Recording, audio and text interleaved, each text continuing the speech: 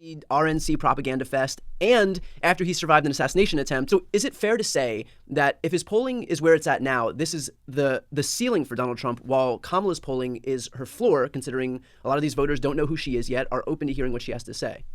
Yeah, I think that's fair. Look, I think we sort of know what Donald Trump's ceiling is, and one of the it's like that 46 to 47. 47, yeah, it's like 47%. And I think for her here, so when I actually have a piece in the Atlantic today about this, where there's a lot of times, right? I listen to voters so often. I mean, multiple times a week, in and out. I've heard them talk about Kamala Harris forever, and I've heard this criticism of, but I don't see her. I don't know what she does. She was so promising, and now she's invisible.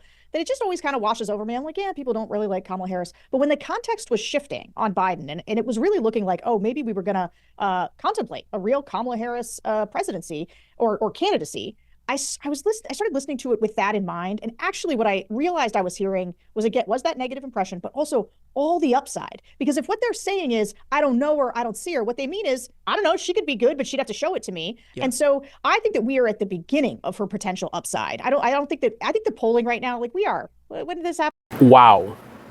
What it is to live in a bubble. So Democratic propagandist Tyler Cohen thinks that Kamala Harris is at her floor. She can only go up. Now, what is the logic behind this assessment? In this conversation, they even pointed out that the right wing is trying desperately to find an angle to hit her with, right? They're trying the DEI thing and whatever else. So this just happened, right? This is all new. They were focused on Biden before. They're trying to adjust. They got to figure out a formula to attack her with. So, unless you assume, for some odd reason, that they're going to be unsuccessful, why would this be her floor? That makes no sense. Right? They're actively trying to attack her, and you're saying, oh, this is the worst it's going to get. It's only going to go up from here. But on what basis do you make that assessment? What happens when they manufacture some effective scandal, some Hunter Biden type scandal, that actually works? People start believing. People start getting confused. And they're like, I don't know. I mean, they're saying that she did such and such, or, she's from California. They do some crazy stuff in California, or whatever it is. I don't know what they're going to come up with. Maybe they make something up that's actually a lie. Right? And you've got 4 months. 4 months to unring the bell. Right? They open up that Pandora's box of chaos and negative messaging. Ben Shapiro jumps on it. Tim Pool jumps on it. Steven Crowder jumps on it.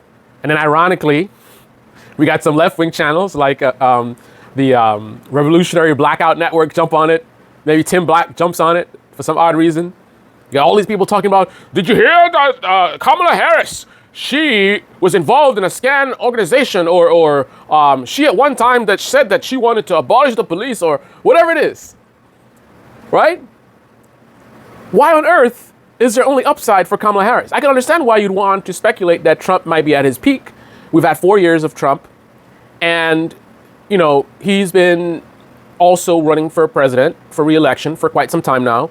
We've seen the polls go up and down and up and down and up and down, right? So we can make a projection and extrapolate from his previous performance. We don't have that kind of data for Kamala Harris. Not as someone who is being focused on and promoted, and also actively attacked. They're going to put all their energy against Kamala Harris. Why on earth do you feel like, oh, nothing they do is going to work? What? That's equivalent of saying in Ukraine, we've seen the floor, right? There's only upside for Ukraine. We've seen, that's, to make it more equivalent, war started a few weeks ago. Ukraine and Russia, right? And you're like, okay, they're probably at the floor, right? It's only going to go up from here because, we don't know, America says they're going to be supporting them. And what happens next week when Russia starts dropping nukes or something, right? I don't know, man. I just think it's just an example of how much in a bubble Tyler Cohen is in. Listen, this, I can see that this could be the floor. I could see that she can just keep climbing and climbing and climbing. The campaign seems to be going good so far. They seem to be getting traction. So I can see that. I can see it. But again, you have an opposition that is actively trying to attack you. Like this analysis coming from Brian Tyler Cohen neglects the opposition and what they're doing and how effective they are, how powerful they are.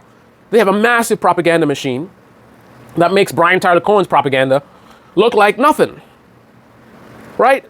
So, although I can see her continue to climb, and I don't see Trump has any room to grow, I can also see her crashing and burning big time. I can see the opposition getting some traction and bringing her down. Right?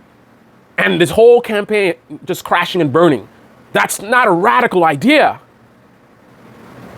Wow. This is the Debate Me channel. Debate me in the comment section below. Click on the like button, subscribe, smash that bell. Be well. Holy shit.